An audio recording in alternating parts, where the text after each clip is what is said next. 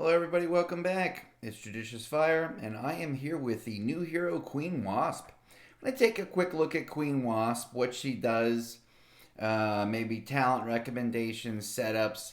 I've stated in videos before, I want to state again. I think it takes some trial and error. You have got to go out and field test your heroes. You got to see how they do in the different game modes. Sometimes a hero's skill description isn't really what happens in the actuality and reality of this game. So I wouldn't say these are final builds or final recommendations. These are preliminary results. A Queen Wasp does a couple of different things. She does damage to targets in front of her. That's a huge limitation. She's very much like a Valen in the sense that she only can hit those who are directly in front of her in like a spear sort of shape. She is an auto proc hero, so when you fit her with Empower, she's going to continually activate her skill, but it's only going to do damage to those heroes that happen to be in that line of fire. If she does hit people, they are going to receive 30% more damage during that time that the skill effect is active. She's going to stop them from healing, 100% healing drop for 4 seconds. During that skill activation, that auto proc as well, she is going to be giving an accuracy boost to 10 nearby friendly heroes for 40% increase in accuracy. Again, that lasts 4 seconds. That buff can't be removed, so you can't take away that accuracy bonus. Now, there's a cooldown of 5 seconds. So 5 seconds is how long it takes before she activates her skill again. It lasts for 4. So for 1 second, it's not active. She's immune to silence.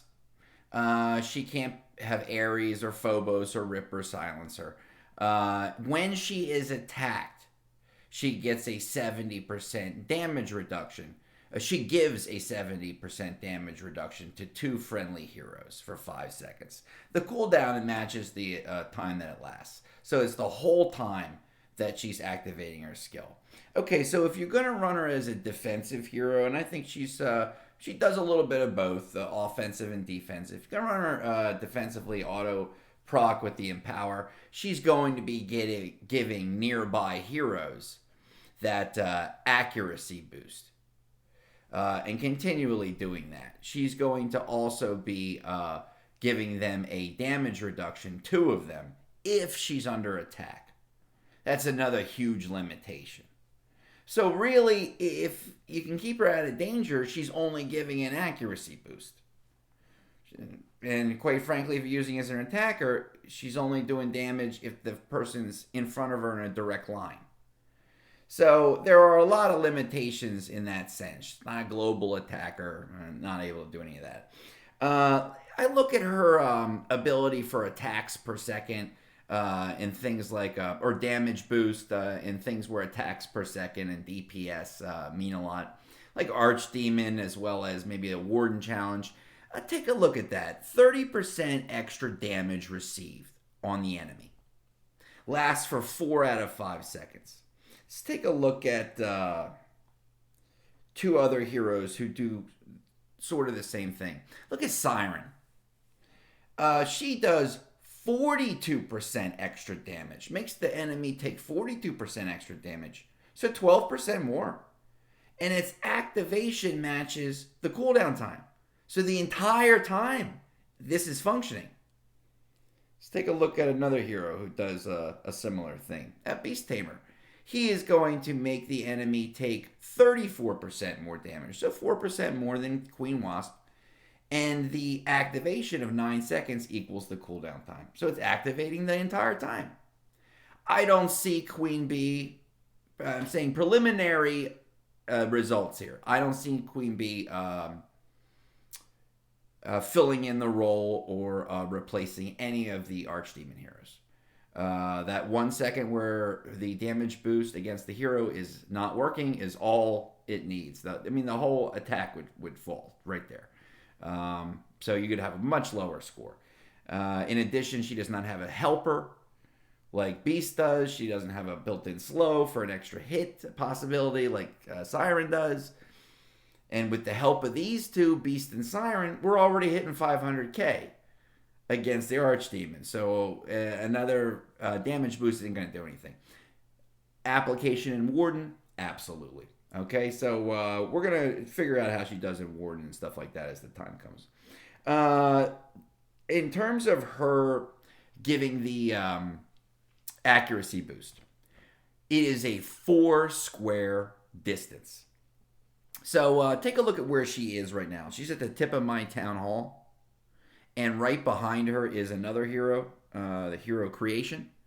There is a town hall between us. That town hall is equal to 4 spaces on the board. If you place your hero bases even 5 spaces away from Queen Wasp, you are now out of her accuracy boost range. Let me illustrate that. Let's do it quick.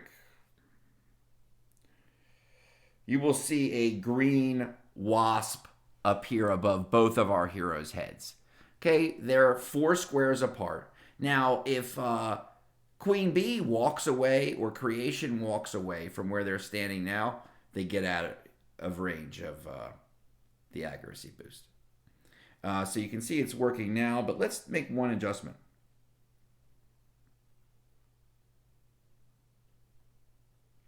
We're going to take her and we're just going to move her 1 square down. That's it. We're going to look for that green bee, that green wasp to appear above Creation's head. It looks like he got it. You see now he's well out of range. I think he had walked a little bit closer. I clocked it very, very accurately down to 4 squares. So as soon as you hit that 5 square from the very beginning on, it no longer applies.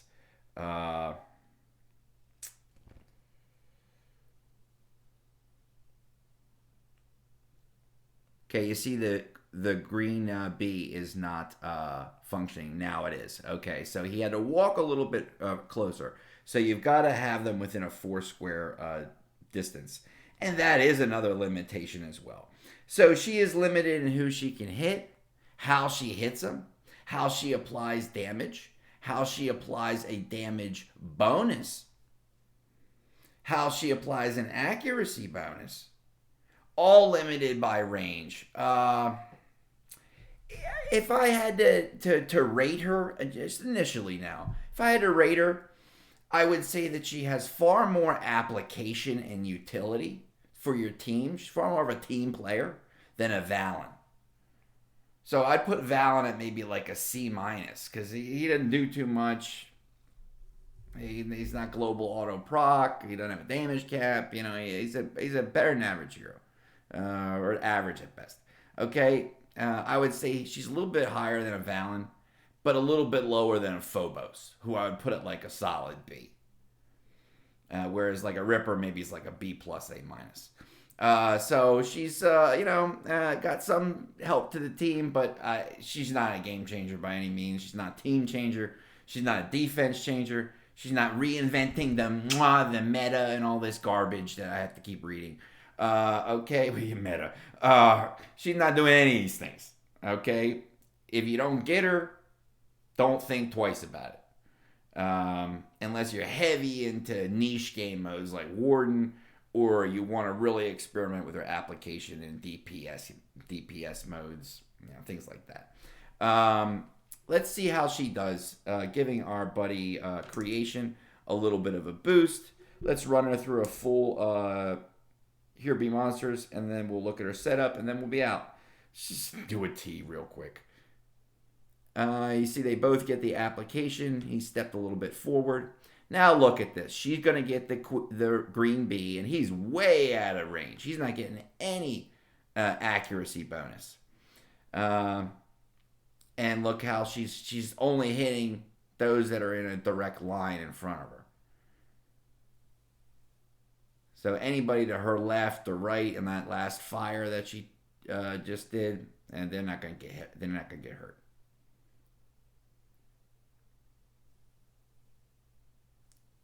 It's one of the reasons I got her up in front like that. I want her to get into the action. It's also one of the reasons I put a flame guard on her.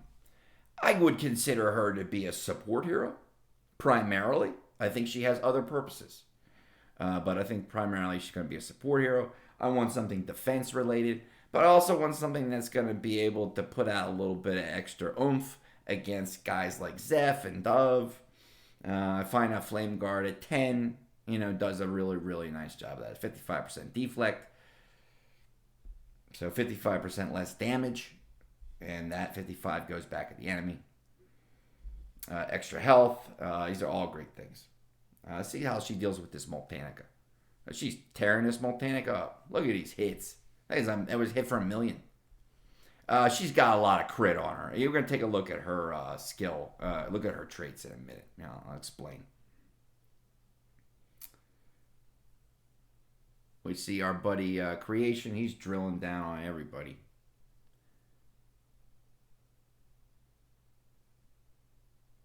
He just took out the big molt at the end there. Okay, real nice. Let's take a look at our build, and then let's bring it to a close. We are doing skill 13. I've got the Flame Guard 10. The other one I put in power because she's auto proc, and I've been experimenting with her for the last 2 days. And with that, I can try every insignia, decide which ones work well with her auto proc, and really none of them do because her auto proc is like a Mahatma auto proc or a Magtessa auto proc or even a Rosaline auto proc. It's not global. It's not hurting anybody at the edges of the screen. It's just anybody who has to be in that range and distance.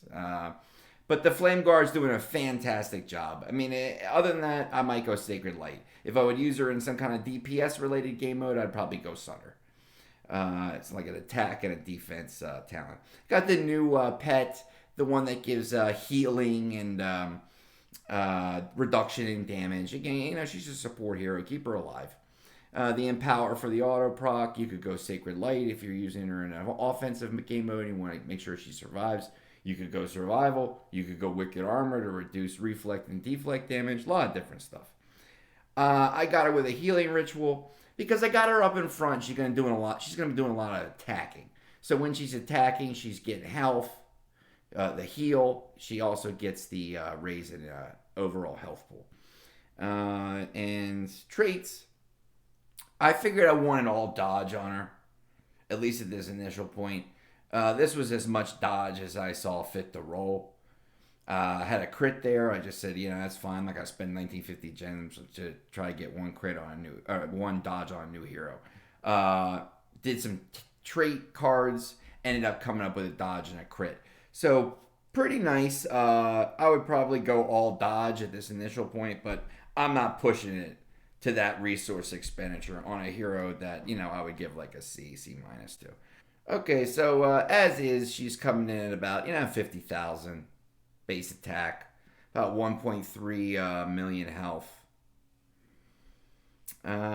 Gets a big boost in health from the Flame Guard, 80% extra health, another 60% extra health from the healing ritual. That's huge. And you can see decent accuracy. Her dodge is real high. Crit at 933 just from those 2 crit traits. Real nice. So, a hero that you don't have to go out of your way for. But, if you're interested in having all the heroes, then you definitely want to get Queen Wasp. Maybe she will provide a lot more utility and function in the days and weeks and months to come. Initial review, about a C. Hotshot, make sure you are not rolling for Hotshot. Hotshot is only available through acquiring Soul Stones, just like a Rosaline was. Stay away from rolling for Hotshot. You will not roll Hotshot in this game. Good luck rolling Queen Wasp. I hope you enjoy her. And, skin. There's a skin effects at full skin. Helps a little bit. Also gives her a pretty neat look, like a party, like a medieval party girl. All right, everybody, enjoy yourselves and enjoy your clashing. Bye-bye.